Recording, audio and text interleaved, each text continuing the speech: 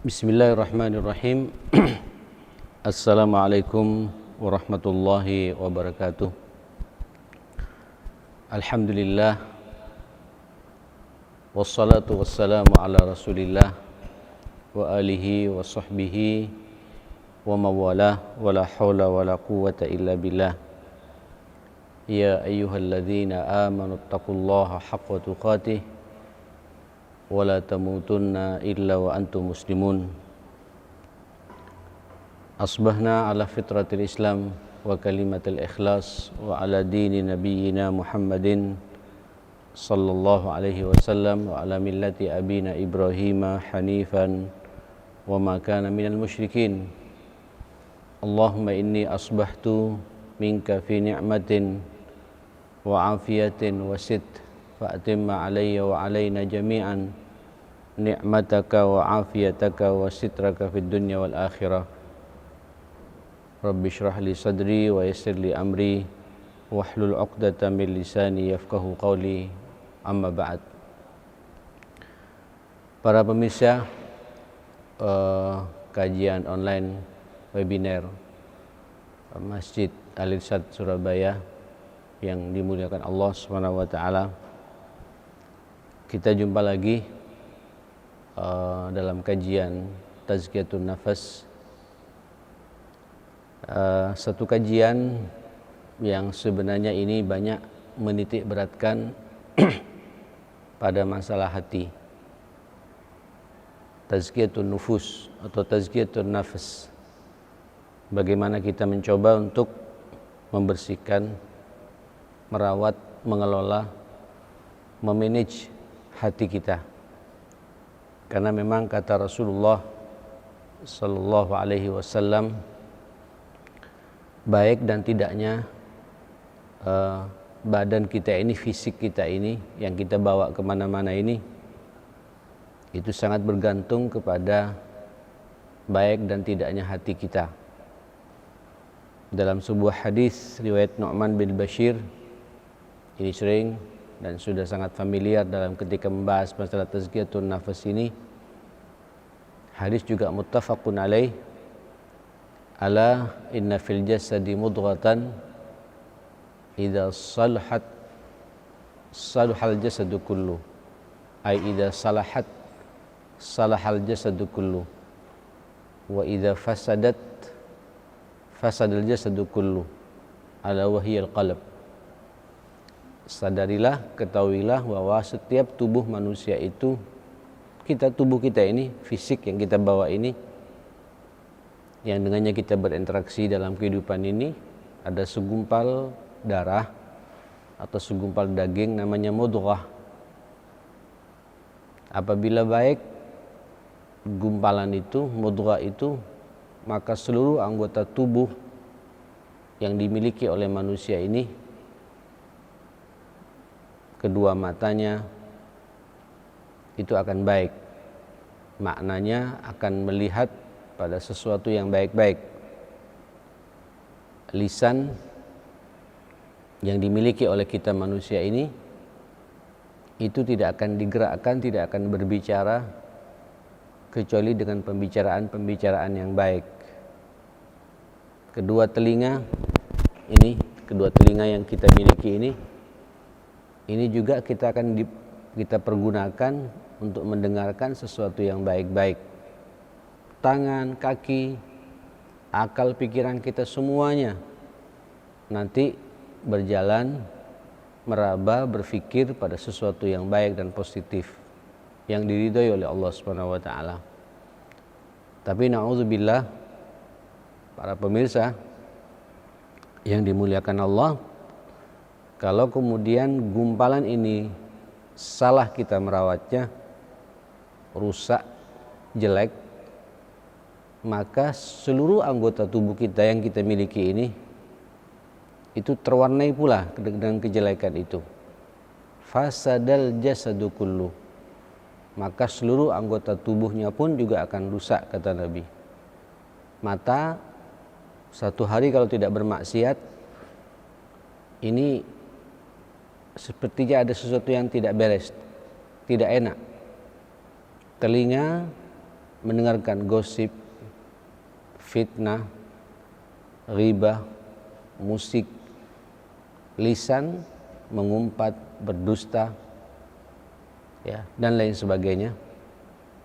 Terus tangan meraba pada sesuatu yang diharamkan oleh Allah Subhanahu wa taala, menandatangani sesuatu yang tidak perlu kita tanda tangani, kaki melangkah ke tempat-tempat maksiat, dan begitu seterusnya. Bahkan otak kita pun, berpikir kita pun juga ngeres, berpikir yang negatif, yang muncul pikiran-pikiran nakal dan liar. Nah, kata Nabi, kenapa? Ala wahyil qalb, itulah hati, karena kita salah mengendalikan yang satu ini. Nah, kajian tazkiyatun nafas ini fokusnya di situ. Bagaimana kita ingin merawat hati kita. Saya sudah membahas di pertemuan-pertemuan sebelumnya. Silakan juga lihat di YouTube ya, karena saya punya kajian rutin Ahad pagi di Alisat ini. Karena dalam kondisi seperti ini akhirnya kita di online kan, lewat kajian webinar ini di Masjid Alisat ini. Kita sudah bahas tentang macam-macam hati dalam Al-Quran. Detail saya bahas ini, ada hati yang salim, hati yang sahih. Itulah hati kita semua ya, saat ini, pagi ini, karena kita bisa bangun subuh. Tapi juga banyak hati-hati yang tidak salim, saudara kita yang saat ini masih tidur ya. Hati yang salim ini hati yang respon terhadap perintah Allah, hati yang nikmat ketika melaksanakan perintah Allah, berhukum dengan hukum Rasulullah. Hati yang salim ini ketika mencintai saudaranya, cintanya karena Allah. Begitupun ketika dia marah dan benci pada saudaranya, marah yang tidak berangkat dari nafsunya, tapi marahnya karena Allah. Marah yang kemudian ingin menyelesaikan problem saudara yang kita marahi ini. Inilah hati yang salim, berhukum kepada hukum dan Allah dan Rasulnya, tawakalnya, kepasrahannya, ketergantungan dalam hidupnya, semuanya diserahkan kepada Allah Subhanahu wa taala. Tapi kebalikannya, dalam Al-Qur'an itu ada namanya qalbun mayyit, hati yang sudah mati. Ini adalah kebalikan dari hati yang salim. Itulah hatinya orang-orang kafir, orang-orang musyrik, orang-orang munafik. Kalau dalam bahasa Al-Quran sudah khatamallahu ala qulubihim, Allah mengunci hati mereka ya. Wa ala sam'ihim wa ala absarihim ghisyawa, pendengaran dan mata mereka tertutupi, sudah tidak bisa lagi menerima kebenaran. Na'udzubillah, insyaallah ini jauhlah dari kehidupan kita. Inilah orang yang tidak bertauhid, tidak berakidah, tidak beriman, kufar wal musyrikin wal munafiqin. Walaupun sinyal-sinyal ke arah sana sebagian dari kita umat Muhammad ini ada yang nyerempet-nyerempet. Nah, makanya nanti pembahasan yang ketiga adalah namanya qalbun marid, yaitu hati yang sakit, antara yang sehat dan yang mati sakit, tengah-tengah ini. Inilah hati kita semua, hati manusia. Dan dengannya kemudian ada kajian tazkiyatun nufus ini. Tidak ada manusia yang hatinya akan sehat terus. Ibarat fisik, para pemirsa, fisik ini tidak selamanya sehat. Pasti sekali waktu akan mengalami yang namanya sakit. InsyaAllah kalau kita dari awal-awal tahu muqaddimah bahwa badan kita mau sakit, kita langsung mengantisipasi untuk tidak masuk pada sakit-sakit yang parah. Sama juga, semua kita merasakan sakitnya hati itu. Ada yang sakitnya lemah, tapi dibiarkan lemah-lemah ya jadi penyakit besar juga. Ya. Nah, kita dalam kajian tazkiyah di sini akan membahas tentang sakitnya hati, bagaimana menyembuhkan hati ini. Kalau sudah mati memang susah ya, kecuali Allah punya kehendak ya. Dengan rahmatnya dan izinnya mungkin Allah akan menghidupkan kembali ya. Tapi kalau hati yang sakit, kemungkinannya sangat besar, tergantung kepada kita bagaimana kita nanti bisa mentazkiyah diri kita membersihkan jiwa kita ini untuk kembali kepada aturan Allah Subhanahu wa taala. Para pemirsa yang dimuliakan Allah,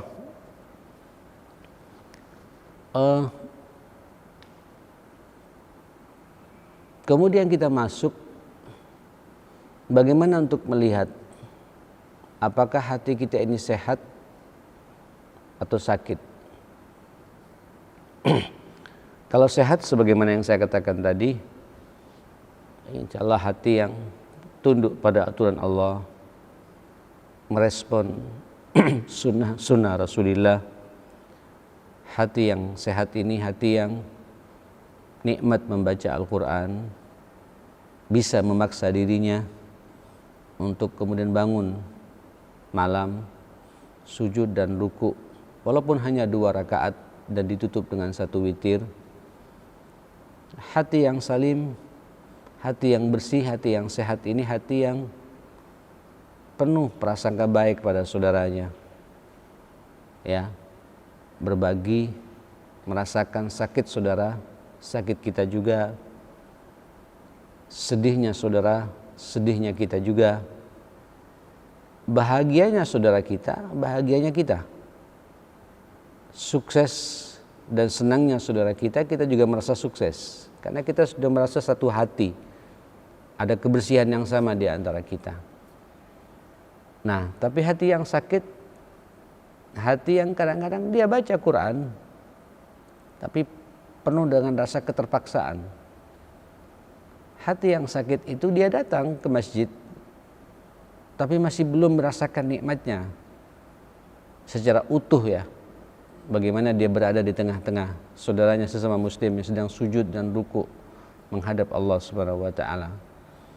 Tapi kita perangi terus sampai kita merasakan nikmatnya salat berjamaah di masjid, nikmatnya membaca Al-Quran, nikmatnya salat malam, nikmatnya bersilaturahim, nikmatnya kita mencintai saudara kita sesama muslim, dan begitu seterusnya. Nah, para pemirsa, di antara penyakit-penyakit hati itu ada namanya penyakit-penyakit yang sangat krusial, penyakit-penyakit yang sangat parah, yang kemudian dinamakan oleh para ulama-ulama tazkiyah itu dengan istilah sumumul qulub, racun-racun hati. Dan ini saya juga sudah membahasnya detail. Masing-masing dari racun-racun hati itu detail saya bahas ada 4. Yang pertama adalah fudulul kalam, racun hati.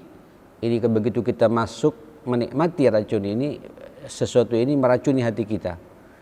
Namanya berlebihan dalam berbicara, banyak ngomong, banyak ngoceh.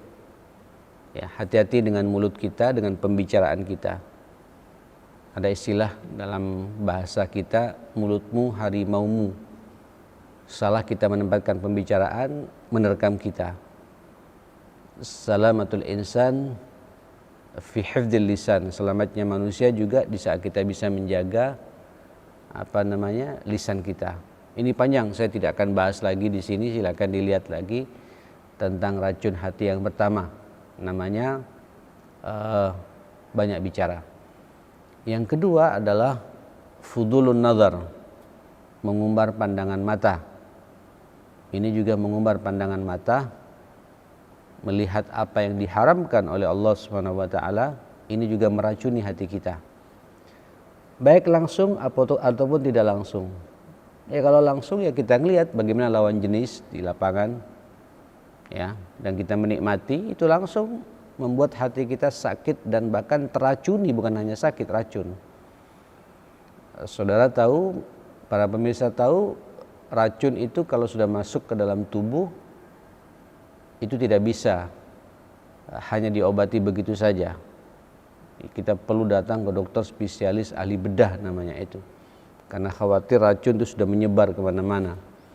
Dikasih suntikan antibiotik yang cukup tinggi untuk memberikan antibodi yang kuat buat kita. Kemudian setelah itu sembuh, datang lagi ke dokternya diperiksa, takut nanti ada membengkak, dibongkar lagi itu, diobati lagi. Nah begitu sembuh total, tidak akan bisa balik para pemirsa.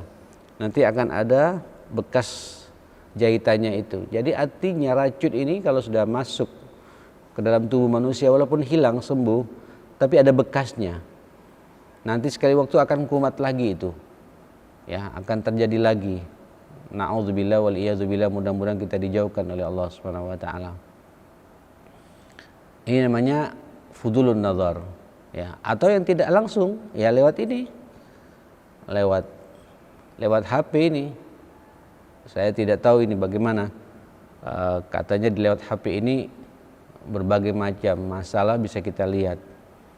Ini kan fudulun nazar tidak hanya lawan jenis, tapi juga melihat lewat WA kita tentang gosip, tentang fitnah yang berseliweran, viral kemana-mana, yang tidak jelas. Mata kita juga melotot, melihat, mengotori hati kita, bahkan meracuni hati kita. Apalagi melihat tontonan-tontonan di YouTube, terutama ya di YouTube. Yang saya tahu itu di YouTube yang paling banyak kemudian merusak kedua mata kita ini. Ini panjang lebar sudah saya bahas sebenarnya di pertemuan-pertemuan yang lalu. Nah yang ketiga adalah racun hati yang namanya fudul ta'am, banyak makan. Ya banyak makan ini biasanya orang kalau banyak makan malas beraktivitas, termasuk juga malas beribadah. Ya orang kalau banyak makan paling tidak punya sensitivitas, tidak punya kepekaan terhadap sekitarnya, karena dia terbiasa makan enak. Ini yang halal, tapi berlebihan dilarang. Tidak ada bejana, kata Nabi, yang paling dibenci oleh Allah, syarran min batni, yang lebih buruk daripada perut yang diisi kenyang dengan sesuatu yang halal. Lalu bagaimana kalau kemudian apa yang kita makan tidak jelas halal haramnya, terus kenyang lagi dengan sesuatu yang syubhat dan haram? Wah, itu sempurna untuk meracuni hati kita. Sering saya dapati, termasuk saya secara pribadi, ya kalau malam makan itu subuh terasa berat memang. Makan berlebihan itu subuhnya malas. Jangankan bicara tahajud, salat subuhnya pun yang wajib terasa berat bagi kita. Tapi kalau kemudian kita makan ala kadarnya, apalagi malam, seumur-umur saya sudah di kepala 5 seperti ini, ya itu harus ada kehati-hatian. Ya, kurangi pola makan kita. Kita harus tahu berapa sih kebutuhan fisik kita dalam mengkonsumsi makanan ini. Berlebihan juga jadi penyakit. Ketika jadi penyakit lewat makanan ini, apa yang terjadi? Ya, sakit akhirnya kan. Ketika sakit lewat makanan ini, kita tidak bisa salat berjamaah di masjid. Ketika kita kemudian sakit karena masalah makanan, kita tidak bisa sempurna membaca Al-Quran, dan begitu seterusnya. Ini dampak dari kita berlebihan dalam mengkonsumsi makanan, apalagi kemudian makanan yang tidak jelas sumbernya itu, halal haramnya tidak jelas masuk ke dalam tubuh kita. Silakan lihat satu pertemuan khusus saya membahas masalah ini. Kemudian juga para pemirsa yang dimuliakan Allah, yang terakhir adalah racun hati yang keempat adalah fudul al-mukhalatah, salah dalam pergaulan, dalam interaksi sosial kita. Hati-hati memilih teman. Teman kadang-kadang juga meracuni hati kita. Dan kita bisa melihat sejauh mana kualitas agama kita. Kalau bahasa Nabi itu al-mar'u ala dini khalilih, seseorang itu kualitas agamanya sangat bergantung dengan siapa dia bersahabat. Ya, bersahabat dengan orang baik, bersihlah hati kita. Kita jadi orang baik. Bersahabat dengan orang tidak baik, maka terkotorilah, teracunilah hati kita. Ya, maka pandai-pandailah, falyanzur ahadukum man yukhalil. Maka lihatlah, kata Nabi, selektiflah kalian dalam memilih sahabat ini. Ini panjang, ada sahabat itu ada dua, ada sahabat yang abadi, istri kita sendiri atau suami. Banyak istri yang salihah, wanita yang salih begitu kawin dengan laki-laki yang tidak benar, jadi rusak hatinya. Begitupun kebalikannya, laki-laki yang saleh, yang baik, berjumpa dengan perempuan yang na'udzubillah, ya, yang bermasalah, maka berubah pula sikap laki-laki ini. Nah, ayo Kita cari pasangan juga harus hati-hati biar hati kita terjaga dalam kehidupan ini. Tentu juga sahabat tempo-tempo yang kedua adalah sahabat-sahabat yang kita jumpa di lapangan, jumpa di pekerjaan, jumpa di masjid. Nah, ini kita juga harus pandai-pandai memilih dengan siapa saya bersahabat ini, karena itu punya pengaruh yang luar biasa terhadap kebersihan hati kita. Nah, 4 racun inilah yang akan mengotori, yang akan merusak ya hati kita. Perlu kita hati-hati dan mudah-mudahan kita dijauhkan semua dari 4 racun ini. Tentu kita tidak sempurna, tidak baik kalau kita hanya berbicara tentang sakit dan penyakit-penyakit atau racun-racun hati. Saatnya kita berbicara tentang bagaimana cara menghidupkan hati kita, membersihkan hati kita.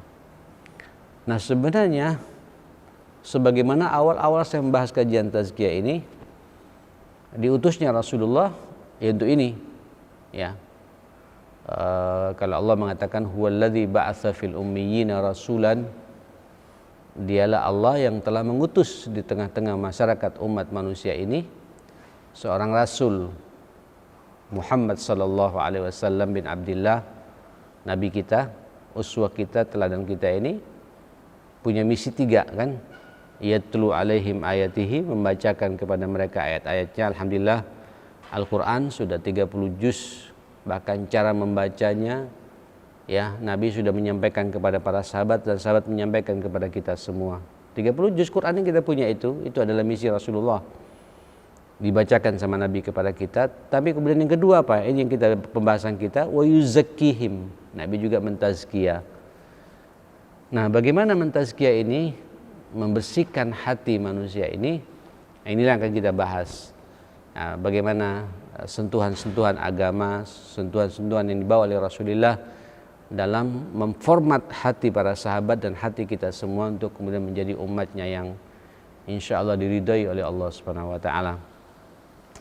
Yang pertama adalah, ini sebenarnya sudah saya muqaddimai pula di pertemuan terakhir dalam kajian Ahad pagi bulanan di Masjid Al-Irsyad, insya Allah juga live juga seperti ini, yaitu yang pertama adalah zikrullah. Kalau mau digabung tidak apa-apalah, zikrullah wa tilawatul Quran, zikir kepada Allah dan membaca Al-Quran. Para pemirsa yang dimuliakan Allah Subhanahu wa ta'ala, kita ini kadang menganggap remeh zikir ini, padahal zikir ini adalah satu amalan di mana saja kita bisa. Di atas bus bisa, di atas pesawat juga bisa, di atas tempat tidur juga bisa, di lapangan di saat kita kerja juga bisa. Tidak pakai modal ini, modalnya hanya kemampuan, tentu hidayah juga dari Allah Subhanahu wa ta'ala. Tapi bab yang satu ini banyak kita lalai. An dzikrina ghafilun, ya, sampai ada pepatah, ada syair ya. Ya, banyak manusia ini terhadap zikir kepada Allah ghafil, lalai kepada Allah, untuk ingat Allah, padahal ini senjata paling ampuh. Andai kata Allah tidak memberikan karunia dalam bab zikir, cukup dengan ayat yang sering kita dengar, fazkuruni adzkurkum. Ini sudah cukup bagi kita para pemirsa. Zikirlah engkau kepadaku, ingatlah engkau kepadaku. Allah langsung mengatakan adzkurkum. Allah tidak mengatakan summa adzkurkum, kemudian saya ingat engkau, tidak pakai kemudian. Atau wa adzkurkum, tidak pakai wa juga. Atau fa, maka, tidak pakai maka. Allah tidak pakai dan, tidak pakai maka, tidak pakai kemudian, tapi fadzkuruni adzkurkum. Ingatlah engkau kepadaku, aku langsung ingat kepadamu. Ini karunia yang luar biasa. Ya, ini melekat langsung. Ya, kalau dalam bahasa lapangan namanya waskat, pengawasan melekat. Kita langsung diawasi langsung oleh Allah Subhanahu wa ta'ala di saat kita bisa ingat kepada Allah Subhanahu wa ta'ala. Dan lagian ya, kalau sudah diingat oleh Allah, para pemirsa, kalau kita sudah diingat oleh Allah, ya selesai sudah. Ini mata dijaga oleh Allah, lisan dijaga oleh Allah, kedua telinga yang kita miliki ini karena zikir dijaga pula oleh Allah. Kita tidak akan mendengarkan yang buruk-buruk nanti itu. Ini pikiran tidak akan liar kemana-mana, karena pikiran kita selalu penuh perenungan, nyambung dengan Allah Subhanahu wa taala. Tangan, kaki digerakkan pada sesuatu yang positif dan yang baik insyaallah. Kenapa? Karena kita dalam pengawasan Allah. Adzkurkum, aku ingat engkau, kata Allah Subhanahu wa taala. Nah, makanya Allah mengatakan kepada kita di ayat yang lain, walladzina amanu tatma'innu qulubuhum bidzikrillah. Orang-orang beriman itu tenang hatinya. Tenang, itmi'nan, ada tumaknina. Tenang hatinya di saat dia zikir kepada Allah. Ala, kemudian Allah mengatakan sadarlah, ketahuilah, bizikrillahi tatma'innul qulub. Dengan zikir kepada Allah, hati ini akan menjadi tumaknina, menjadi tenang, ya. Zikir.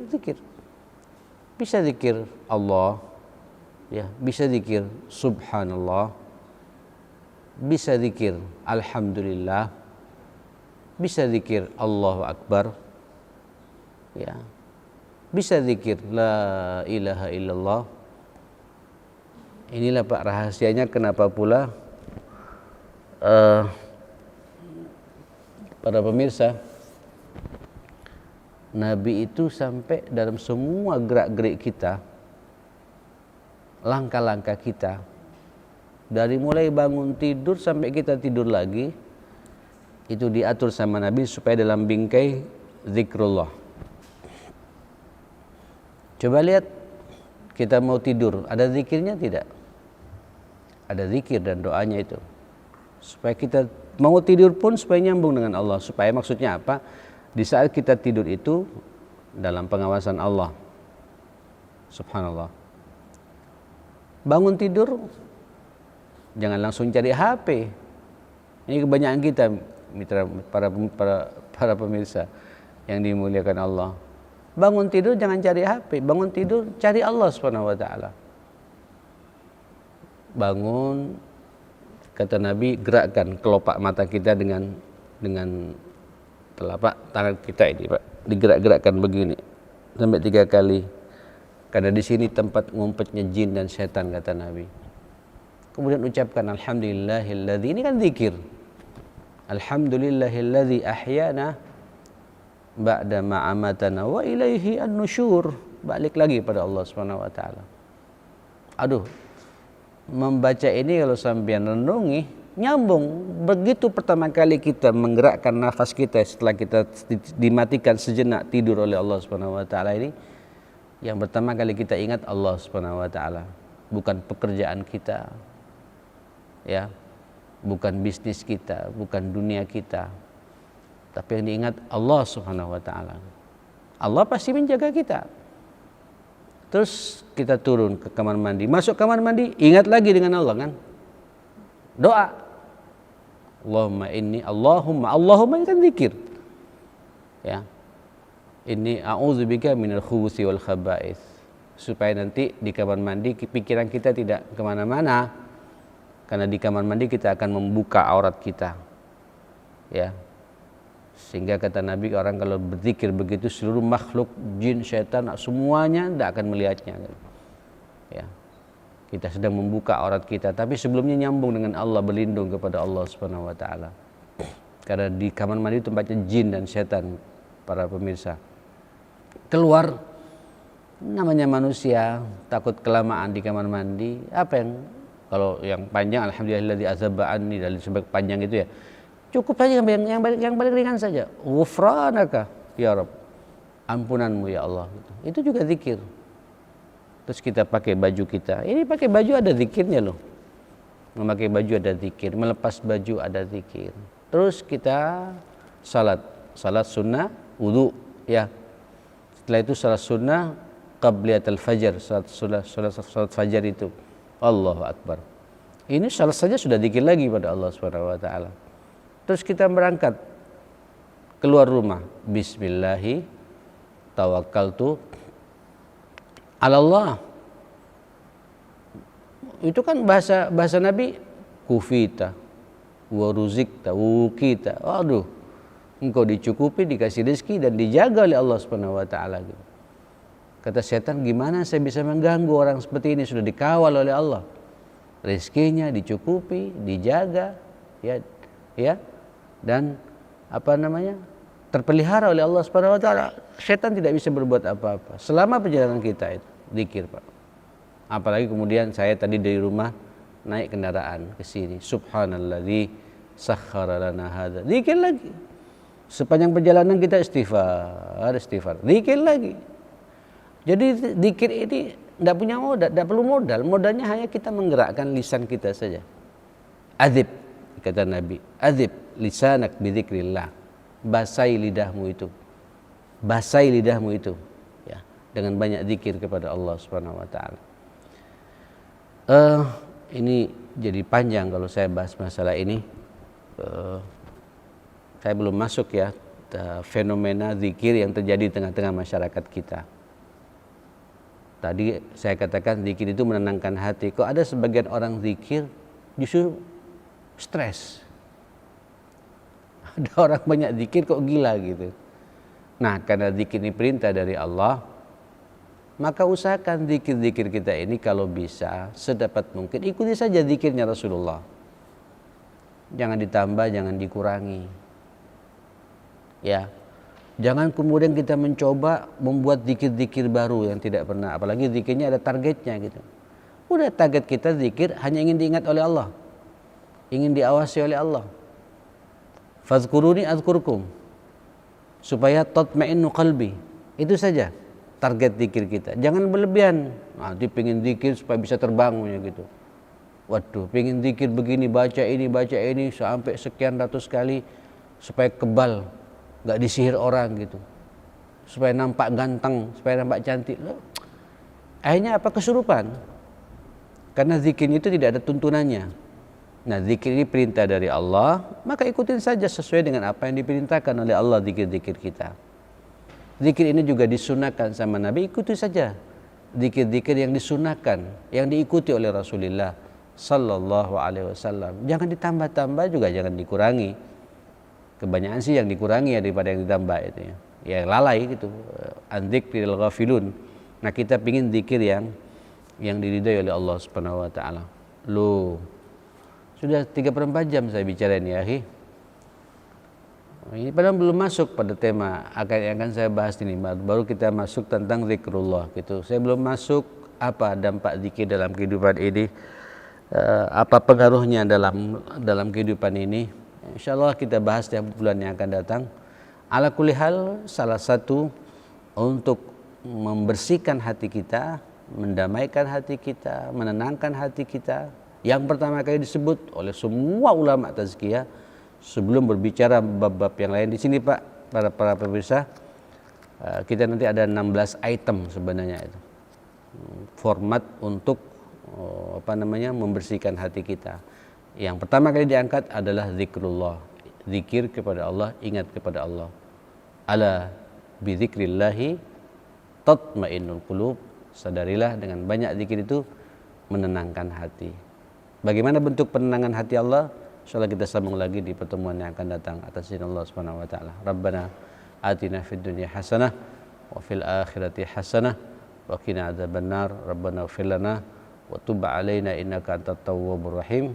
Allahumma arhamna bil Qur'an, Allahumma ihfazna bil Qur'an, Allahumma ya qadiyal hajat ikti hajatina, Allahumma ya muyassir umur yassir umurana bi rahmatika ya akramal akramin. Allahumma inna na'udzubika min jahdil bala wa darqish syaqa wa su'il qada wa syamatatil a'da bi rahmatika ya akramal akramin. Sallallahu ala Muhammadin wa alihi wa sahbihi wasallam. Alhamdulillahi rabbil alamin.